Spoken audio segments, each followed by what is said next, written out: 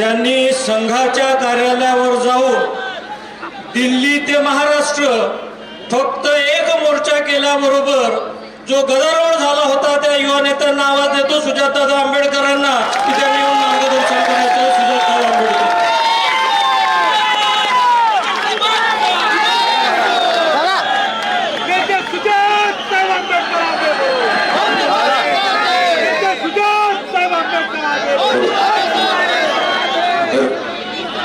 समतेचे विचार रुजवणाऱ्या सर्व महामानवांना त्रिवार अभिवादन करतो आणि इथे उपस्थित बाळासाहेब आंबेडकर, कॉम्रेड रानडेजी, रेखाताई, डॉक्टर डेपे सर, दिशाताई तसेच वंचित बहुजन आघाडीचे तमाम पदाधिकारी, नेते, इथे उपस्थित असलेले विविध संघटनेचे साथीदार ज्यांनी या मोर्चाला समर्थन दिले, पाठिंबा दिलाय आणि या मोर्चाबरोबर आपल्याबरोबर इथे उपस्थित राहिले आणि तसंच या मोर्चामध्ये सहभाग घेणाऱ्या तमाम माझ्या साथीदारांना माझा क्रांतिकारी जय भीम.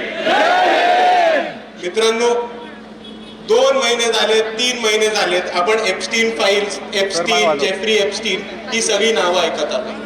पण आता आपल्याला काही गोष्टी समजून घेतल्या पाहिजेत, कारण जसं आपलं सरकार झोपलेलं आहे तसे सरकारला प्रश्न विचारलेली लोक सुद्धा झोपलेली आहेत. म्हणून आपल्याला काही गोष्टी स्वतःहून समजून घ्यायला लागल्या की एप्स्टीन कोण होता, जेफ्री एप्स्टीन हा माणूस नेमका कोण होता, एप्स्टीन फाईल्स काय आहेत आणि असं काय चमत्कार त्या फाईल मध्ये लपलेला आहे की अमेरिकेचा प्रेसिडेंट डोनाल्ड ट्रम्प हवं तसं नरेंद्र मोदींना झुकवू शकतो, वाकवू शकतो, नाचवू शकतो, असं नक्की काय त्या फाईल्स मध्ये काढलेलं आहे. तर सर्वात पहिले आपण हे समजून घेतलं पाहिजे की जेफ्री एप्स्टीन हा एक अमेरिकेचा नागरिक होता, एक खूप श्रीमंत उद्योगपती होता आणि जगातल्या सगळ्यात मोठ्या उद्योगपत्यांशी, राजकारण्यांशी आणि जगातल्या महत्वाच्या लोकांशी त्याचे उद्योगचे धंदे होते, त्यांचे बिझनेस डीलिंग्स होते.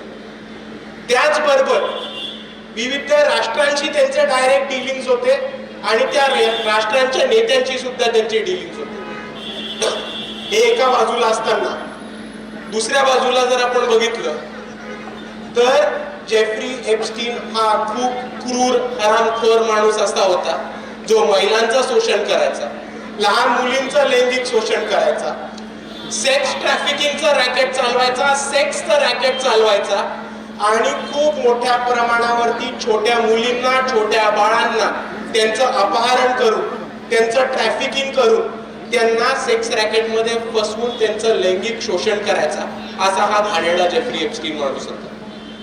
आता जेफ्री एप्स्टीन आणि त्यांच्या कारनाम्यांबद्दल जी माहिती आली होती की त्यांच्या कारनाम्यामध्ये कोण कोण होतं, कोण कोण सामील होतं, कोणी कोणी पैसे दिले होते, कोणी कोणी त्यांचे विमानं, गाड्या, घोडे, बंगले दिले होते, या सगळ्याची जी माहिती संकलित केली होती त्याला आपण एप्स्टीन फाईल्स असं म्हणतो. जेफ्री एप्स्टीनचं एक प्रायव्हेट आयलंड होतं. त्या प्रायव्हेट आयलंड वरती त्यांनी पळवून गेलेल्या, अफवा केलेल्या, अगवा केलेल्या आणि ट्रॅफिक केलेल्या मुलींचं लैंगिक शोषण मोठ्या प्रमाणात होत होतं.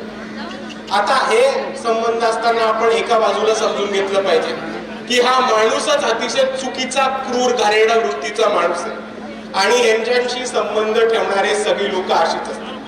पण जर आपण बघितलं आणि यांचे संबंध कोणाशी निघाले तर यांचे संबंध निघाले डायरेक्ट आपल्या पंतप्रधानांची, नरेंद्र मोदींची, अनिल अंबानींची, हरदीप पुरी, आपले natural oil and gas minister, या सगळ्यांची यांचे संबंध निघाले.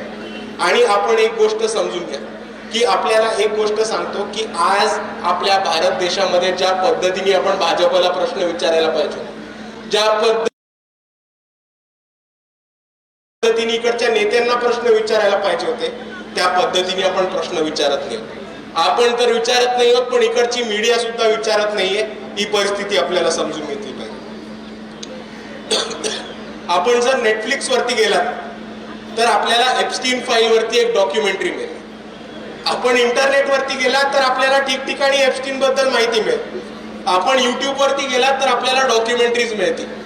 मी आपल्या सर्वांना विनंती करतो की याच्याबद्दल माहिती घ्या, याच्याबद्दल वाचा आणि एप्स्टीन काय माणूस होता हे शेवटच्या माणसापर्यंत पोहोचवा आणि त्यांना हा प्रश्न विचारा की मुलींचं अपहरण करणाऱ्या, मुलींचं लैंगिक शोषण करणाऱ्या आणि आंतरराष्ट्रीय पातळीच्या सेक्स रॅकेट चालवणाऱ्या माणसाशी आपलं पंतप्रधान नरेंद्र मोदी यांचे संबंध आहेत, हे तुम्हाला पटतात का? आणि जर तुम्हाला पटत नसतील तर मग नरेंद्र मोदींची एप्स्टीनची संबंध काय होता हे त्यांनी आपल्याला जगासमोर सांगून दिलं पाहिजे. मित्रांनो, एक गोष्ट समजून घ्या, आज आपला मीडिया हा गोदी मीडिया भाजपच्या खिशात बसले म्हणून कोणीच प्रश्न विचारायला तयार नाही.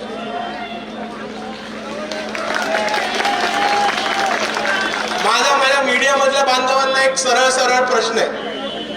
jmail.wordpress नावाची एक वेबसाईट बाहेर आली होती.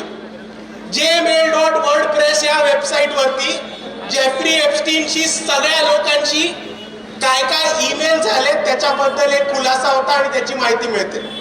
आणि मी आपल्या सर्वांना सांगतो की इकडचे पत्रकार काही काम करणार नाहीत म्हणून पत्रकारितेची जी भूमिका आपण हातात घ्या आणि आपण जाऊन त्या वर्डप्रेस वरती टाका, सर्च मध्ये टाकून बघा नरेंद्र मोदी, सर्च मध्ये टाका अनिल अंबानी, सर्च मध्ये टाका भारतीय जनता पार्टी, सर्च मध्ये टाका इंडिया आणि तुम्हाला जेफ्री एप्स्टीननी नरेंद्र मोदी, भारतीय जनता पार्टी आणि आपले मंत्री हरदीप सिंग पुरी यांच्याशी काय डीलिंग्स केलेत हे तुम्हाला समोर येईल.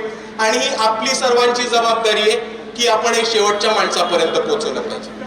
मित्रांनो, मी मीडिया आपला झोपला ह्याच्यासाठी म्हटलं कारण अमेरिकेच्या मीडियाने बॉन्डी, जस्टिस बॉन्डी म्हणून एक आहेत, त्यांना धारेवरती धरलं आणि त्यांना जे प्रश्न विचारले ते पब्लिक केले. युके मध्ये, ब्रिटन मध्ये राणीचे नातेवाईक प्रिन्स अँड्र्यू यांना अटक करण्यात आली, पण आपल्या देशात एका मंत्र्याला प्रश्न विचारला जात नाही, मुख्य आपल्या पंतप्रधानांना प्रश्न विचारला जात नाही. आणि म्हणून आपण इकडे एवढंच मागणी करायला जमलोय की सर्वात पहिले आपल्याला हे माहिती पाहिजे की त्या जेफ्री एप्स्टीनच्या घाणेरड्या फाईलिंगमध्ये नरेंद्र मोदींचं नाव काय आणि भारतीय जनता पार्टीचा यांच्याशी संबंध काय. आणि जर तुम्हाला हे संबंध डिक्लेअर नसतील करायचे तर नरेंद्र मोदींनी त्यांचा राजीनामा द्यावा. याच दोन मागण्या घेऊन आपण इथे उपस्थित राहिले. म्हणून मी आपल्याला सर्वांना एवढीच विनंती करतो की एप्स्टीन कोण होता, एप्स्टीन फाईल्स मध्ये काय होतं हे समजून घ्या, हे शेवटच्या माणसापर्यंत पोचवा. कारण आपल्याला हे शेवटच्या माणसापर्यंत पोचवायचं आहे की आपला पंतप्रधान एका बलात्काराचा मित्र आहे, आपला पंतप्रधान एका बलात्काराचा पाठराखण करतोय आणि या बलात्कारांनी जगभरातनं 30 लाख पोरी गायब केलेल्या आहेत. आपल्याच भारतामधनं सुद्धा गेल्या 15 वर्षात 30 लाख पोरी गायब झालेल्या आहेत. त्या 30 लाख पोरी आणि त्या 30 लाख पोरीचा संबंध काय हा नरेंद्र मोदींनी आज भारत देशातल्या तमाम नागरिकांना सांगितलं पाहिजे. आणि दुसरी आपली ही जबाबदारी राहते की आज या मुली आपल्या घरातल्या नाहीत, पण उद्या नरेंद्र मोदी सत्तेमध्ये राहिले तर या 30 लाख मुली कोणत्या घरातल्या असतील हे आपल्याला सांगता नाही. म्हणून आपल्या मुलींना वाचवायला आणि या बलात्कारांच्या मित्राला देशाच्या बाहेर हाकलायला आपल्याला हे आंदोलन जिवंत ठेवायचंय. एवढंच म्हणून मी माझे 2 शब्द थांबवतो. जय भीम, जय संविधान.